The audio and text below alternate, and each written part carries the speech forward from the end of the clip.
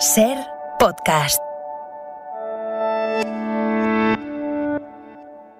Jesús Callejo, una semana más. Bienvenido de nuevo a Ser Historia. ¿Qué tal, Nacho? Un placer, una semana más. Y esta vez, cuidadito con la cartera. Sí. Un placer y una plasencia, la que vivimos, ¿no? Pues, efectivamente, es verdad. La semana pasada, ¿no? Qué bien nos trataron, como hacen siempre nuestros amigos extremeños, y desde luego que disfrutamos mucho con la historia de Rodrigo Alemán, pero en general qué bien lo pasamos, ¿eh? Fue un cronovisor de altos vuelos por lo de Rodrigo Alemán y también por la acogida, desde luego. Son gente encantadora y con ganas de volver allí para ver cosas que no nos dio tiempo a ver. Ya sabes, Nacho, que siempre vamos ahí como la visita del médico, pero el rato que estuvimos, la verdad que fue realmente placentino. Desde luego que sí. Y bueno, pues esta semana cambiamos de registro, ¿no? Y vamos a una historia que es bastante conocida, por lo menos a través de documentales, del cine. Hay una serie, como escuchábamos al principio de este programa de Ser Historia, la serie La Peste, ¿no? De Movistar Plus, que puso a la Garduña un poco en el ojo del huracán y en la boca de todos los que no la conocían, ¿no? Sí, claro. A ver, de la Garduña se ha hablado muchísimo, y cuando digo se ha hablado muchísimo me refiero desde el siglo XIX para acá, no antes, a pesar de que hay una génesis legendaria de la Garduña creada en Toledo en el año 1412 y que perviviría hasta el siglo XIX. Entonces, bueno, pues está claro que es como una institución o un sindicato del crimen o un AMPA, pues como muy apetecible como argumento de novela, ¿no? O sea, que hubiera una organización de facinerosos desde el siglo XV en España, que además, según la leyenda, pues 3 miembros de la Garduña, cuando se tienen que ir, ¿no? de España, pues cuestiones de delitos de sangre, como te puedes imaginar, son los creadores de las 3 mafias italianas. Pues claro, eso genera un caldo de cultivo muy apetecible, muy fascinante, de que la Garduña surgió en España y realmente surgió en Toledo y eran tan malotes como decían. Bueno, pues esto es lo que vamos a dilucidar en este cronovisor, lo que hay de verdad y mentira en este sindicato criminal, en esta hermandad, en esta especie de secta secreta de la que se ha hablado mucho, pero, Nacho, hay muy pocos documentos escritos. Muy bien, pues como siempre, Jesús, tengo aquí delante de nosotros el teclado de esta máquina del tiempo, el cronovisor que protagoniza semana a semana aquí en Ser Historia. Y en esta ocasión, Jesús, ¿cuál es la fecha que nos propones para comenzar este viaje? Mira, la fecha es el 25 de noviembre de 1822.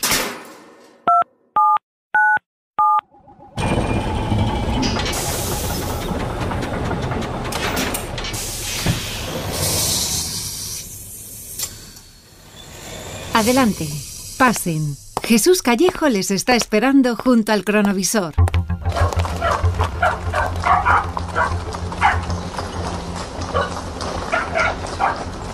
Jesús, ¿a dónde me has traído? Que aquí no hay nadie.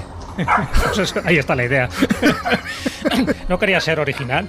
Estamos siendo originales hoy. Claro, porque normalmente nos haces viajar hemos estado en alcobas, a punto de morir gente, hemos estado en incendios, hemos estado cuando se han cometido asesinatos, batallas, guerras, momentos importantes, pero aquí, como dice la gente, aquí no hay ni Blas. ¿Dónde estamos? No hay ni Blas. Claro, ¿qué ha pasado? Podríamos decir, se ha ajustado mal el cronovisor, esta fecha que hemos puesto aquí. ¿Por qué la hemos puesto? Bueno, pues esta la hemos puesto porque cuando alguien lee sobre la Garduña y lee sobre la ejecución del último gran maestre, luego comentaremos cómo era la organización interna de ellos, pues dicen que en Sevilla, en esta fecha, el 25 de noviembre de 1822, en la Plaza Nueva, que ahora se llama la Plaza de San Francisco, pues tendría que haber un patíbulo donde están ahorcando a Francisco Cortina, que sería este gran maestre, una vez que ha quedado desmantelada la Garduña, y junto a él a 16 miembros más. Pero claro, aquí no vemos a nadie, no hay patíbulo, ni está Francisco Cortina, ni hay público, ni hay nada. Sí, hay la vida normal, ¿no? En una plaza de Sevilla del 19, ¿eh? Claro, de 1822, en fin, en la Plaza Nueva no ha pasado nada. ¿Qué ocurre? Hombre, yo creo que esto ya es un dato bastante significativo de que a lo mejor, si esta fecha es incorrecta, todo lo que hay alrededor de la historia de la Garduña también es incorrecto, o falso, o inventado. Bueno, ¿por qué hemos ido a esta fecha? ¿Qué es lo que se dice habitualmente? Porque también es importante, para desmontar un mito hay que conocer el mito. Bueno, pues que aquí un año antes, son apresados toda esta gente, ¿no? Como serían un poco como los descendientes de esa Garduña que tuvo su vigencia y su poderío, sobre todo en la Edad Media, sobre todo en el Renacimiento y sobre todo en Sevilla. ¿Por qué en Sevilla? Te puedes imaginar, en el siglo XVI era el lugar donde entraban todas las grandes mercancías de América y por lo tanto pues un lugar muy espectacular en cuanto a hacer negocios, pero también en cuanto a robar ese tipo de negocios, porque allí se juntaron pues, prostitutas, se juntaron todo tipo de ladronzuelos, todo tipo de pícaros alrededor de una gran fortuna. Sevilla en el siglo XVI tenía 120.000 habitantes, era la ciudad más importante, más adinerada, más potente de toda la península ibérica y casi de toda Europa, ¿no? Porque por entonces ya te digo que donde entraban todas las riquezas, que era como un puente cultural, pero también económico entre América, la recién descubierta América y Europa, entrando casi todo por Sevilla. Entonces, claro, ahí la Garduña parece que hacía de las suyas. En este caso, iría proliferando toda esta génesis del latrocinio de la Garduña, que se atribuye a la Garduña hasta el siglo XIX. En 1821, pues sería apresado Francisco Cortina junto con sus lugartenientes más importantes porque les habían culpado de un crimen.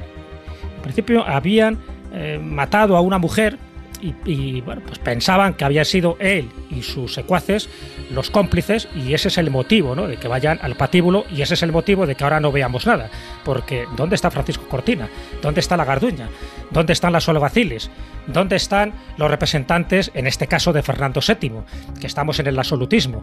Es que no hay nada, pero no hay nada porque al final todo es humo. Ni hubo secuestro y asesinato de María de Guzmán, esta supuesta mujer que fue asesinada por la Garduña, ni aparece ninguna referencia en los periódicos locales, ni aparece ninguna referencia en las relaciones de pleitos de esta fecha, ni en los diarios de sesiones del Congreso de Diputados. Nacho, ¿qué ha pasado? ¿Por qué nos están diciendo que el 25 de noviembre de 1822 muere ajusticiado Francisco Cortina? Pues a lo mejor es que no existía Francisco Cortina. Y si no existía Francisco Cortina, es que a lo mejor el cargo de Gran Maestre tampoco existía. Y si no existía ese cargo de Gran Maestre, es que a lo mejor la Garduña tampoco existía. Entonces, ¿por qué se ha creado esta bola de nieve? ¿Por qué sociólogos, historiadores han creído en la existencia de la Garduña? Ahí dejo la pregunta. Para que os hagáis una idea, durante muchísimas décadas, siglos podemos decir, hizo que el coco casi fuera una figura bondadosa. Joder, pues... Es decir, durante mucho tiempo, durante muchas décadas, las madres que querían pues reprender de alguna forma a sus hijos no decían que viene el coco, decían siempre que viene la Garduña. Y la Garduña no dejaba de ser una sociedad que hoy en día se diluye entre la realidad y la leyenda, evidentemente se ha ornamentado mucho, pero hay que decir que esta sociedad sí existió. Y hay bases suficientes para pensar que sí nace a finales del siglo XV. ¿Por qué? Tenemos que pensar previamente, lo hemos comentado en alguna ocasión, que en esa época en la que la Inquisición está acosando al judío, está acosando al hereje, está acosando a aquellos que son tachados de brujas o hechiceros, generalmente detrás lo que hay es una finalidad económica, es quedarse con sus tierras, quedarse con sus bienes. Bueno, pues la Inquisición está legislada, es decir, es que la Inquisición no podía torturar a su antojo. Por eso, cuando había que hacer actos, en fin, quizás un poco más oscuros, se acudía a la Garduña. Ellos eran, vamos a decirlo así, el brazo armado y secreto de la Inquisición.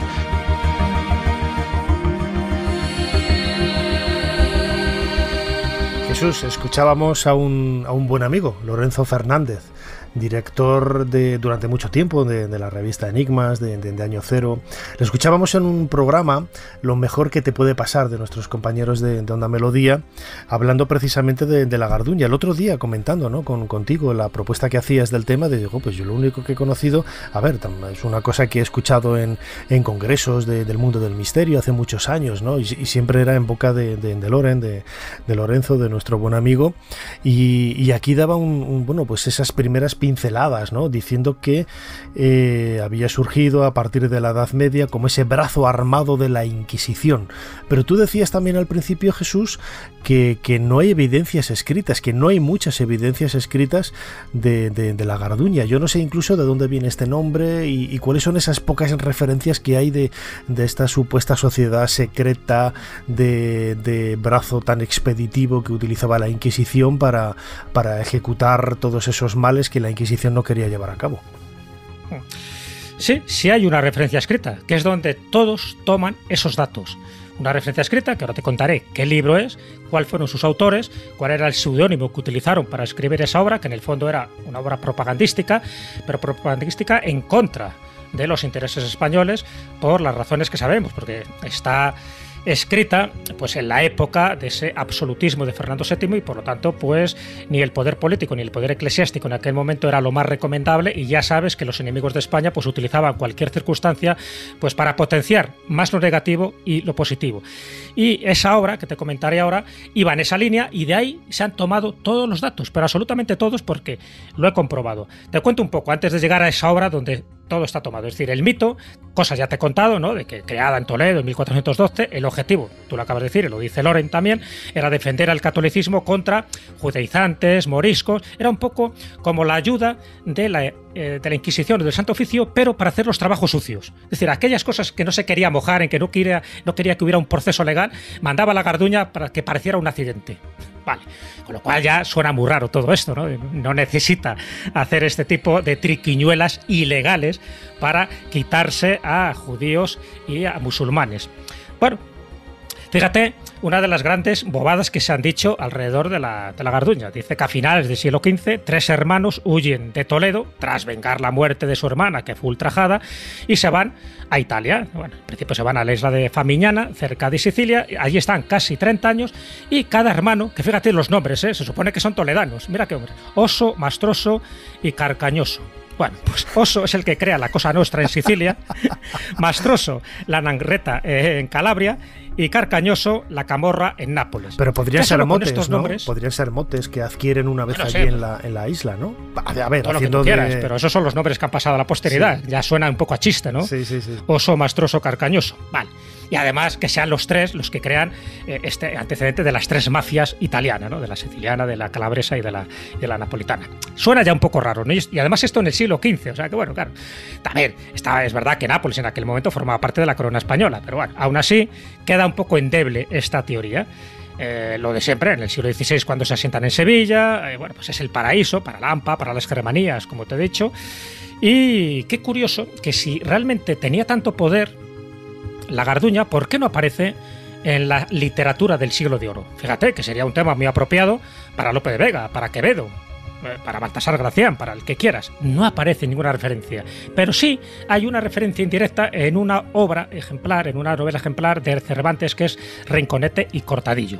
Hay un protagonista, es Monipodio, que tiene su banda. Entonces sí, es una especie como de organización mafiosa. No se habla para nada de la Garduña, te puedes imaginar, pero bueno, los clásicos pícaros del Siglo de Oro que abundaban por doquier, pero nadie se llamaba la Garduña. Es verdad que hay una obra del Siglo de Oro de Alonso de Castillo Solórzano. ¿Te suena, Nacho, Alonso de Castillo Solórzano? Sí, nuestra amiga. Exactamente. Que utilizó varios heterónimos, sí. Entre ellos el de María de Zayas.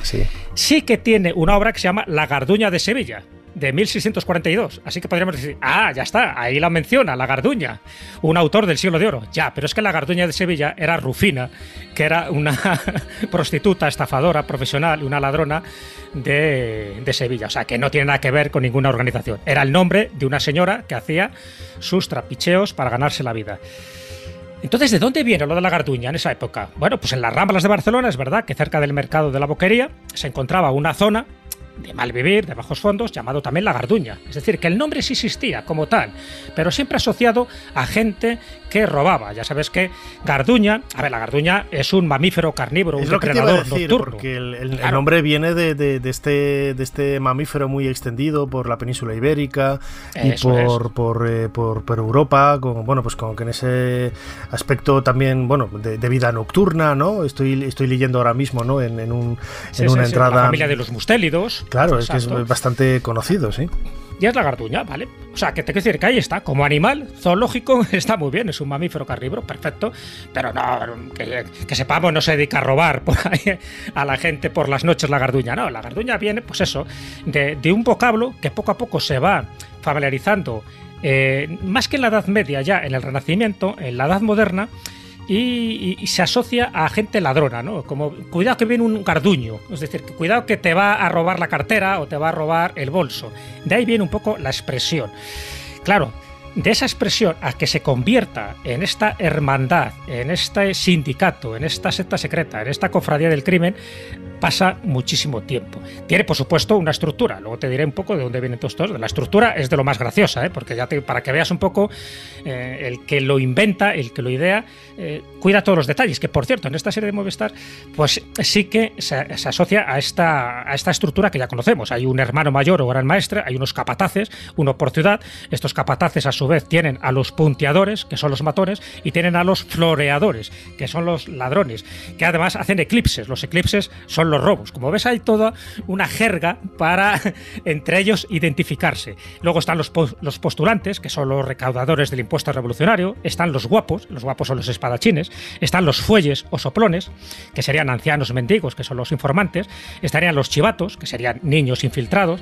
Estarían las coberteras, que por una parte serían o bien matronas o bien peristas, que son los que al final pues tienen que vender la mercancía robada. Estarían las sirenas, que serían prostitutas, que atraen a los clientes para luego desvalijarles. Y habría un libro mayor con unos estatutos y con unas normas. El lema principal de la Garduña, según esto, es que los hermanos deben morir mártires antes que confesores.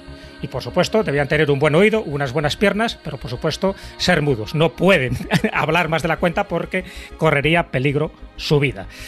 Bueno, pues todo esto, que lo leerás en cualquier lado. Tú entras en Wikipedia y aparece la Garduña. Y muchos de estos datos que estoy diciendo aparecerán. Estaba pensando ahora en esos argumentos un poco estúpidos que dices, ¿no? Como para dar cierto aire de credibilidad, ¿no? Esos miembros sean mudos, como si los mudos no pudieran escribir y no pudieran comunicarse de otra forma también, claro, ¿no? Claro. O sea, es un poco gili, ¿no?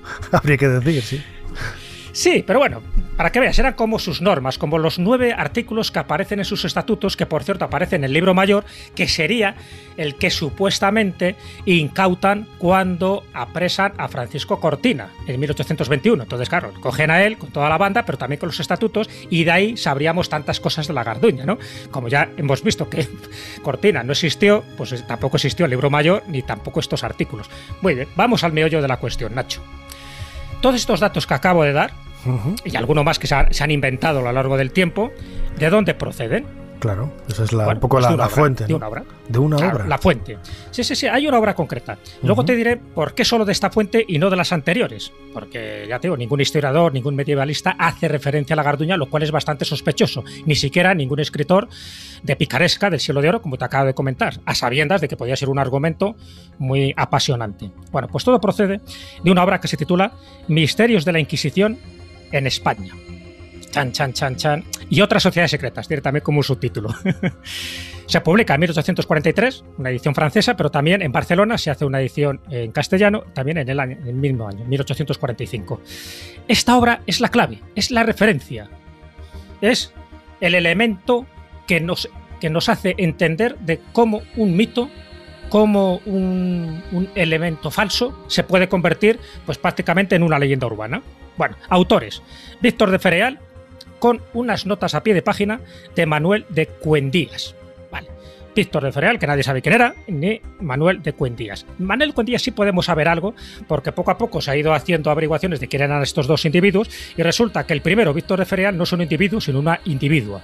Es una mujer que firma con seudónimo, y que era una poetisa francesa llamada Irene de Subervic o Victorine de Subervic. Hay diferencias ahí un poco en su nombre, pero bueno, casada con un tal Subervic, y de ahí que era Madame de Subervic. ¿Y quién era este hombre? Que es el que realmente aparece la referencia a la Garduña, en la nota. Es en la nota, no en el libro como tal. El libro, a ver, tiene un objetivo, que es criticar el absolutismo de Fernando VII, sobre todo los poderes de la Iglesia, de la Inquisición, y propagar una serie de bulos, pues recalcando más esos elementos costumbristas, exagerando mucho más los defectos de esa España decimonónica. ¿De acuerdo? Ese es un poco el objetivo, que además, pues estaba un poco inspirado por otras obras anteriores que tenían que ver con con los misterios de París, que había escrito Eugenio Sue, o con los misterios de Londres, que había escrito Paul Fauval. Bueno, pues estos dos autores dicen, pues vamos a escribir los misterios de la Inquisición en España. Y hacemos la trilogía. Claro, para que veas un poco en qué línea se mueve esta obra. Es decir, se mueve en el serial de ficción, al estilo de los folletines por entregas. Entonces, bueno, pues ese es el ambiente contexto, sí, literario el ambiente, ¿no? en el que aparece esta obra, ¿de acuerdo? Ya había aparecido Los Misterios de París, habían aparecido Los Misterios de Londres, qué casualidad que aparecen Los Misterios de la Inquisición en España. Bueno, pues muy bien.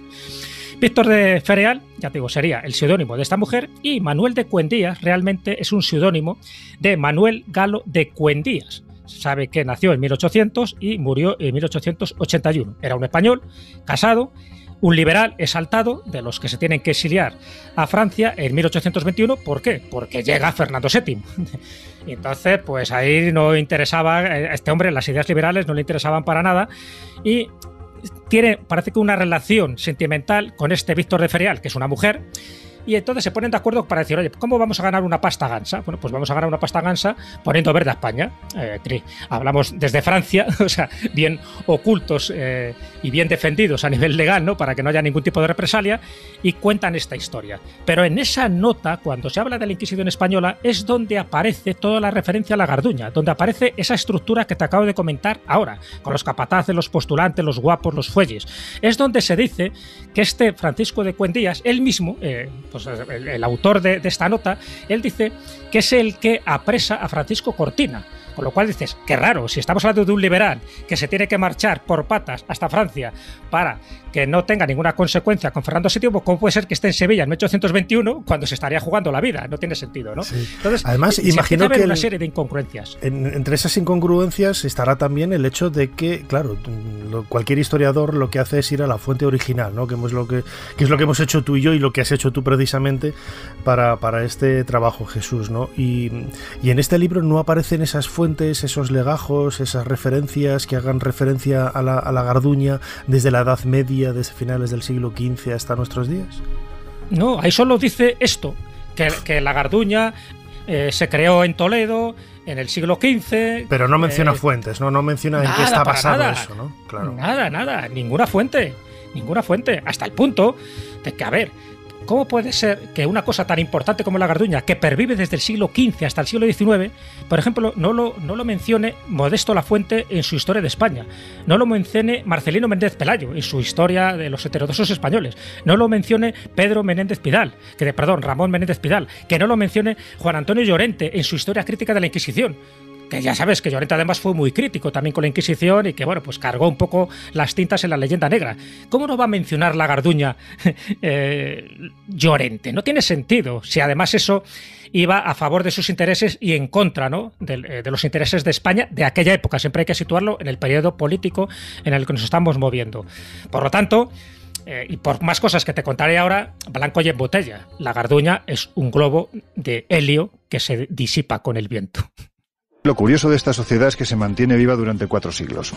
Estamos hablando de que además su estructura está perfectamente, valga la redundancia, estructurada, es decir, es una estructura piramidal. Allí vemos todo tipo de personajes, desde los floreadores, los guapos, los punteadores, las sirenas, son las mujeres, las coberteras. En definitiva, es una estructura creada para hacer el mal. De ahí nacen grandes sociedades secretas y además delincuentes, ¿no? Criminales, como por ejemplo la Germanía, la Tunía, la AMPA, que no es el AMPA. Nosotros ya nos hemos acostumbrado a decir el AMPA, pero era la AMPA, ¿no?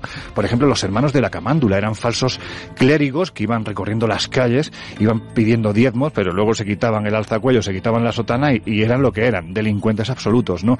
Vemos que hay todo un corpus alrededor de esta Garduña verdaderamente tremendo.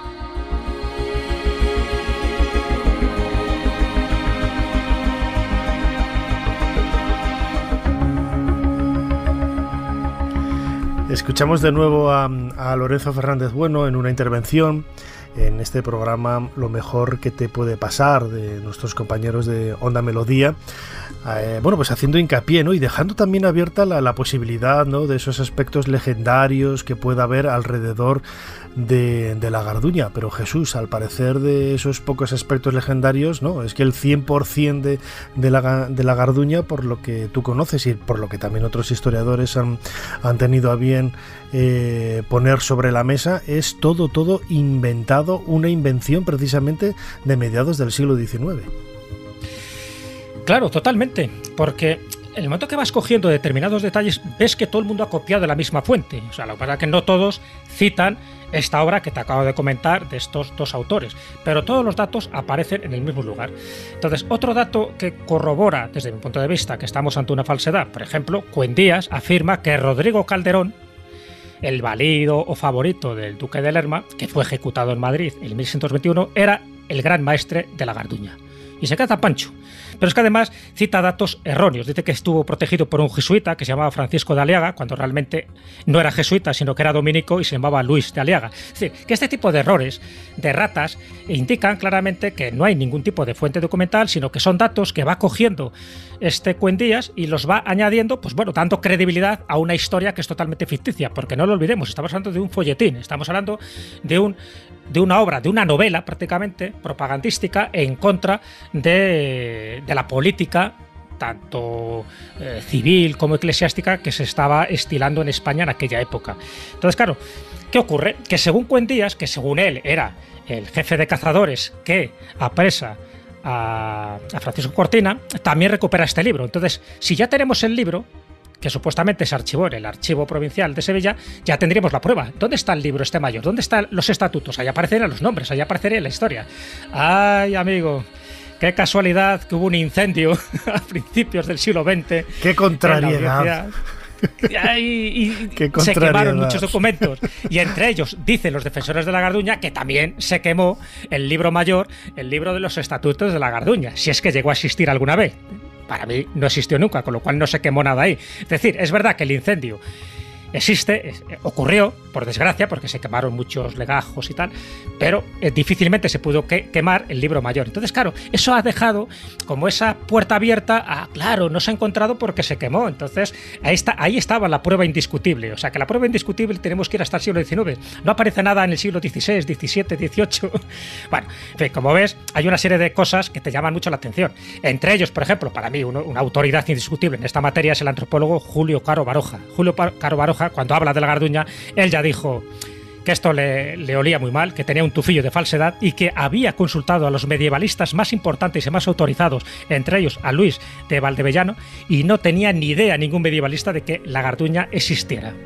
Además has comentado, ¿no?, el hecho de que Rodrigo Calderón fuera ese gran maestre, ¿no?, que aparece, bueno, luego degollado y su cuerpo se conserva en Valladolid, en las Calderonas, donde yo estudié los parvulitos ahí en Valladolid, pues ahí está el cadáver de Rodrigo Calderón, ¿no? Y claro, me suena un poco a la historia del priorato de Sion y de Leonardo da Vinci, ¿no?, que le vamos a colocar ahí el San Benito para darle cierto halo de autenticidad, pero que realmente, bueno, el vínculo que pudiera haber entre Rodrigo Calderón y la Garduña es absolutamente espurio, ¿no? Nada, totalmente absurdo. Además, fíjate, dos autores del Siglo de Oro hacen una alabanza a Rodrigo Calderón, que por una parte es Quevedo y por otra es Góngora. Fíjate que entre ellos, entre Góngora y Quevedo, se llevan mal, pero los dos hacen elogios a la vida y a la muerte de Rodrigo Calderón. ¿Tú te crees que si Rodrigo Calderón fuera un delincuente, que fuera realmente el capo de la Garduña, iban a hacer estos homenajes a Rodrigo Calderón? Para nada, en absoluto. O sea, quiere decir que nadie en el Siglo de Oro sabía, si es que fuera verdad, que este hombre estaba metido en este tipo de trapicheos totalmente infames. No, él es ejecutado por otro tipo de historias que conocemos y que nada tiene que ver con la Garduña. Pero para darle credibilidad, este Manuel de Cuendías sí que menciona a Rodrigo Calderón. O sea, un poco lo que tú decías, me parece un buen ejemplo el que acabas de añadir, ¿no? El de Código da Vinci. Vamos a meter partes que son verdad, que son históricas, como lo de Leonardo da Vinci, la Última Cena, lo de María Magdalena, todo lo que tú quieras, y le vamos a dar una pátina de misterio, de conspiración, de que hay algo que nos están ocultando y que qué casualidad que los documentos más importantes pues acaban desapareciendo en un incendio, o los que podían hablar acaban siendo asesinados. Bueno, pues aquí pasa algo parecido, con la diferencia, ya te digo, que todo se orquesta alrededor de una obra de mediados del siglo XIX y donde anteriormente a ella, ni siquiera en la historia de los bandoleristas, que fíjate que si estamos hablando de los bandoleros, ¿cómo no vas a mencionar a la Garduña? Bueno, pues todas las historias que hay de bandoleros no aparece por ninguna parte la Garduña, ni siquiera en las obras de los viajeros románticos. Aquí estuvo Richard Ford, aquí estuvo Josh Borru, aquí estuvo Teófilo Gautier. Ni uno menciona a la Garduña, cuando precisamente lo que iban buscando era este tipo de cotilleos. Contadme cosillas aquí. Nadie les menciona nada de la Garduña. Y que yo creo que es bastante sintomático que en el teatro del Siglo de Oro, en esas obras maravillosas donde se hace referencia en muchas ocasiones a aspectos de la cotidianidad, a los comentarios, a los miedos que hubiera en la época, no se hace ni una sola mención de la Garduña con ese nombre. Ya es bastante sintomático.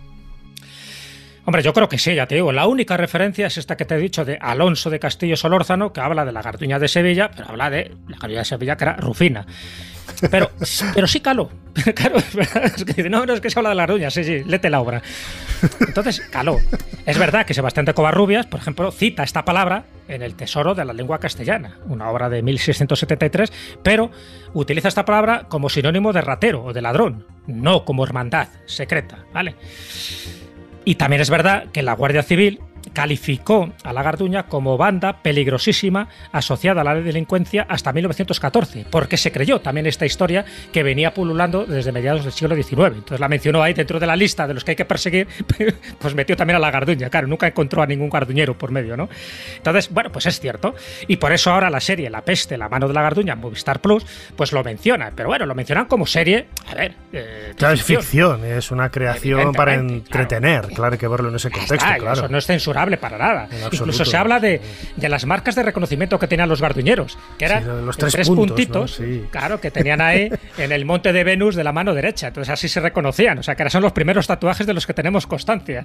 Qué pena que no hayan aparecido por ningún lado de forma documental. Pero bueno, se reconocen como sociedad secreta con esos 3 puntitos. Perfecto, si todo eso está muy bien. El problema es que cuando vas tirando del hilo, y fíjate que te he puesto referentes de autores de viajes románticos, de historiadores, de los más acreditados que hemos tenido en España, de gente que no tenía ningún interés en beneficiar a España, sino todo lo contrario, que ninguno mencione a la Garduña. En fin, Nacho, yo creo, si somos objetivos y aplicamos el método deductivo de Conan Doyle, yo creo que la cosa está bastante clara. Es decir, algo pasó para que todos hayan cogido un poco, porque yo creo que era muy agradable, ¿no? Buscar un elemento de esta estructura, ¿no? La Garduña, que fuera el antecedente de las mafias italianas. Es verdad que como historia es muy sugerente, es muy atractiva, pero que todos se las creyeran, que nadie acuda a las fuentes, que nadie vea que al final todos estos datos aparecen de este pie de página, de esta nota adicional que aparece en esta novelita. Pues hombre, es muy llamativo, pero bueno, yo creo que también es muy significativo por parte de muchas cosas. Es decir, lo fácil es, pues eso, irte a Wikipedia y a referencias más o menos documentales, que no lo critico para nada, y ya está, y quedarte ahí. Pero yo entiendo que el cronovisor, precisamente por eso, porque ajustamos muy bien las clavijas, porque nos vamos a las fechas correctas, y en este caso hemos ido a la fecha correcta y no hemos encontrado nada, pues una de dos, o nos ha fallado el cronovisor o nos ha fallado la fecha que nos han dado. Entonces, en este caso yo creo que la fecha que nos han dado, pues hay que ponerla en cuarentena, y a Francisco Cortina hay que revivirle, entre otras cosas, porque nunca existió. Pero bueno, yo creo que son elementos suficientes, y además te doy el último ya para terminar, Nacho, para no agobiar con tantos datos.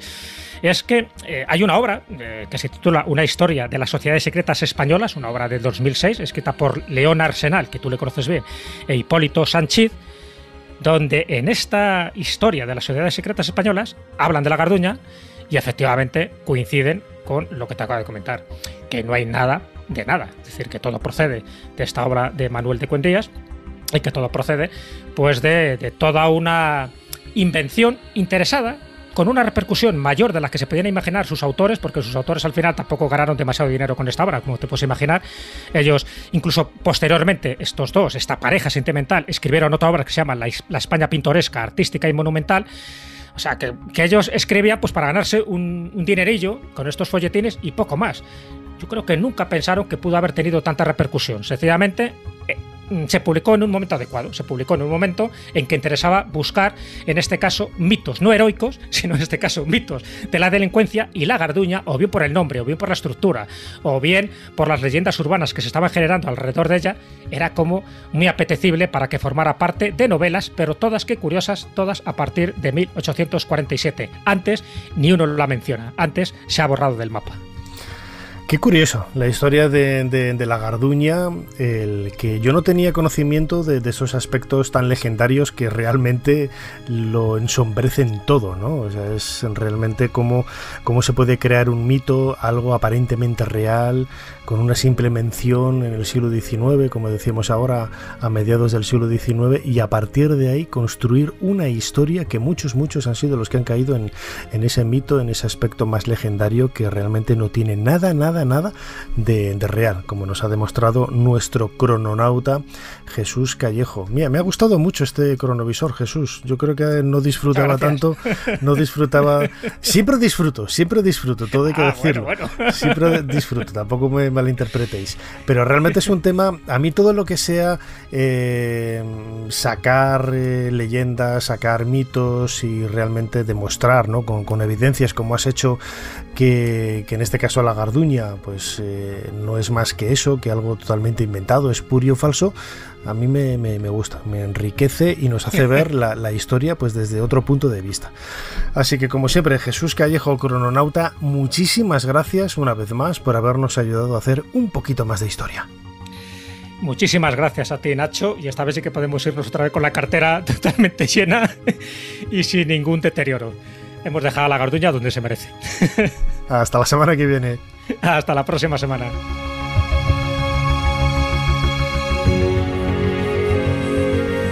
Suscríbete a Ser Historia. Todos los episodios y contenidos adicionales en la app de Cadena Ser y en nuestros canales de Apple Podcast, Spotify, iVoox, Google Podcast y YouTube. Escúchanos en directo en la Ser los domingos a la 1:30 de la madrugada. Cadena Ser. La radio.